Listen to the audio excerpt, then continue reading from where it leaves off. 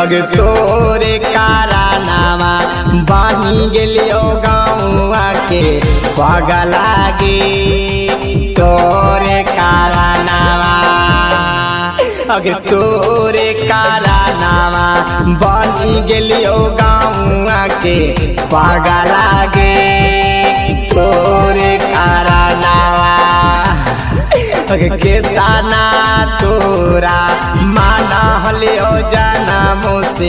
ज्यादा गे तोरे कारनामा बनी गेलियो गाँवा के पागल गे तोरे कारनामा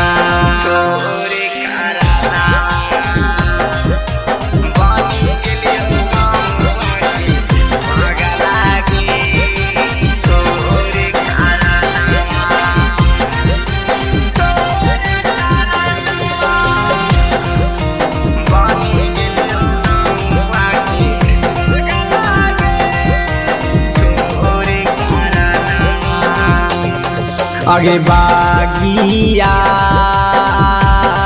बगीचावा में खेलनी अगे तोरे आंगनावा में खेलनी अगे ताबो काहे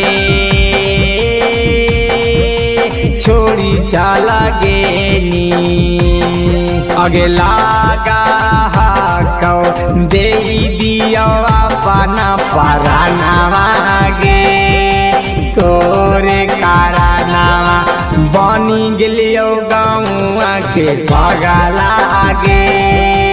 तोरे कारनामा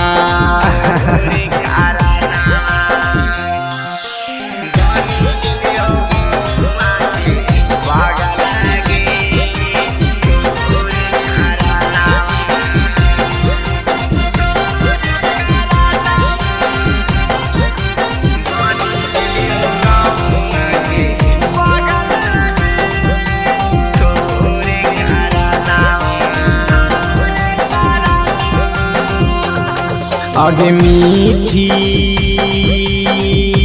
मीठी बतिया में हमके फुसलावा हानि करे जा अगे ताबो काहे बिसराइनी करे जा अगे राहुला के बसा हलौ तोरे में परानावा गे तोरे कारनामा बनी गेलियो गाँवा के पागल गे तोरे कारनामा। भोलेनाथ रिकॉर्डिंग स्टूडियो बानावर बिशुनगंज।